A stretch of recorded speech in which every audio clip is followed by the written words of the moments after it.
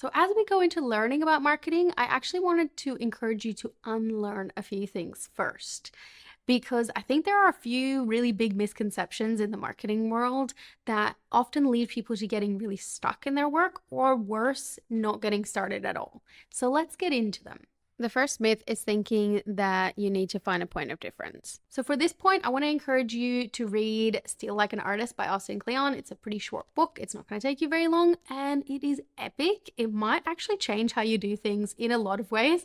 But the main reason that I want to talk about it is because the main takeaway there is that there are no unique messages, just unique messengers. So you are going to be the point of difference in your work. To put it in perspective, there are endless amounts of social media resources out there and lots of great social media marketing courses as well. But you're here learning from me, and I'm so grateful that you are. But let's face it, a lot of the stuff that I'm going to be teaching you here is not revolutionary. I mean, obviously, I'm going to try to make it really good, but it's not, groundbreaking, earth-shattering stuff.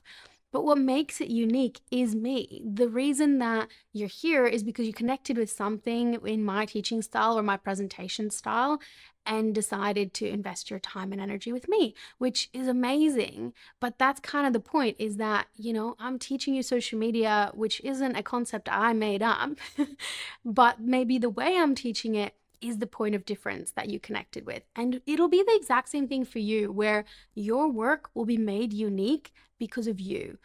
You're really just going to be stealing from other people. I mean, ethically stealing, let's be honest. But you're going to see some awesome marketing examples out there, and you're going to be like, I want to take an example from this, and we're going to do this, and I'm going to change a little bit of this and make it applicable to my client and make it your own. But what's going to make it unique and what's going to be your point of difference is that you're the one doing it. It's not going to be the work itself. The second myth is thinking that you can't run successful campaigns on a tight budget. Okay, look, so of course things are going to be easier with tight budgets, but not necessarily more effective.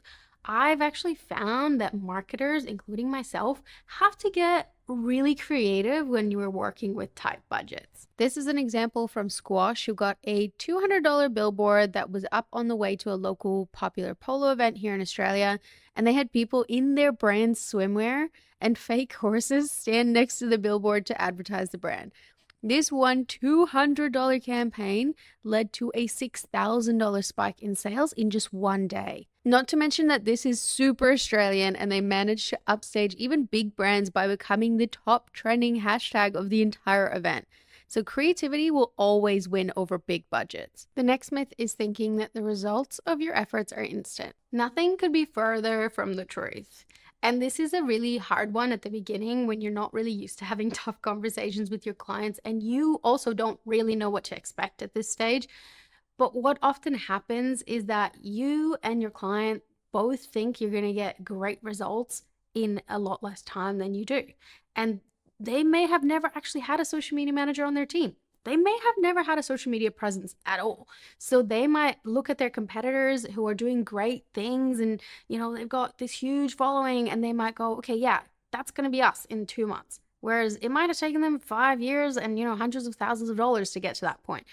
But managing those expectations and going, look, we're going to increase your engagement by 2%, not 40%, because you have no budget. Those are the conversations that you need to start having eventually, so that you and your client are both not just completely deflated by the end of the quarter, where you thought you were going to get these great big results and it just didn't quite happen. Just so you know, even big digital marketing agencies who are even running paid ads, which I know a lot of people think paid ads are instant success, but even with paid ads, these agencies are charging 5-10 grand a month, maybe even more. And often they will put it in their contract that the first 3 months of their working relationship is a testing phase. So they're sort of saying, look, for the first 3 months, we're not expecting sales. We're just trying to get to know your audience. We're just trying to tweak things and see what they respond to. And this is literally, expect nothing for the next 3 months, except for you to spend $30,000, $40,000 for this testing phase. And that manages people's expectations very quickly, because then they go, okay, well, That's it. 3 months is what's going to take in order for us to really figure out what's resonating with our audience so that we can have long-term success, because that is what social media and marketing in general is about. It's not about short-term wins. It's about small improvements and tweaks and data analysis so that you can see those big results over a long period of time. But just keep in mind, it's not going to happen overnight. And our next myth is that being objective is easy. Okay, this is a big one. So myself and other marketers, and probably you at some point, will think that we're invincible and we can be objective about everything. And, all the experiences that have shaped who we are and how we think, based on what we've seen and heard and who we've interacted with throughout our whole lives, have no impact on how we think and feel. And that is just not the case. Being objective is so much harder when it comes to marketing work, because we will look at an ad and go, that's crap. I would never buy a product from that ad. But maybe that's okay, because maybe you're not the target customer of that ad. But it's very hard to create for someone who thinks and works totally differently from you. So you do need to really practice being objective. I, for example, very much thought that TikTok was going to be an app for dancing teenagers, and it was never going to have any impact on the business world whatsoever. Obviously, I was dead wrong about that, but I wish that back in the day I could have gone, okay, if I was wrong about this, if it was going to be a huge marketing tool and a big social media platform for a lot of businesses out there, what might that mean? What would my strategy look like if that was going to be the case? And sort of play devil's advocate and just think about it from the other side of what you think based on your own experiences.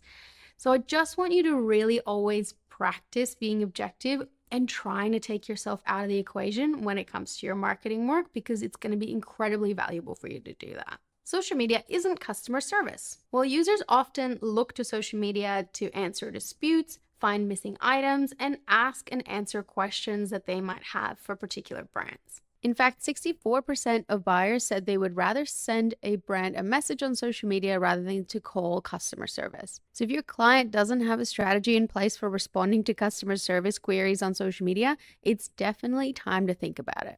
The next myth is that quality wins over quantity. Now, this is a little bit controversial, but I actually wouldn't say that quality or quantity are better. They're just different times at which you want to prioritize each of these. But obsessing over quality at the beginning can completely stall your creativity. And that's just because you can't really actually produce any quality content until you've had the practice of producing bad quality content.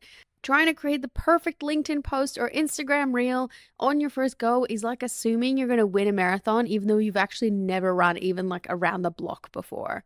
And to put this in perspective for you, these are some of the earliest designs I did for some of my first clients. And look, they're not great. In fact, there was so much wrong with these, but it was just a bit of a stepping stone for me to really get the practice and focus on quantity before I could get to the quality part and actually create high quality content for my clients. The next myth is thinking that your production value must be high. This is along the same lines as the previous myth, but when it comes to video content specifically. All right, so hopefully with that lesson, you're starting to think about marketing a little differently. And now in the next lesson, we're going to talk about your first client. So I'll see you there.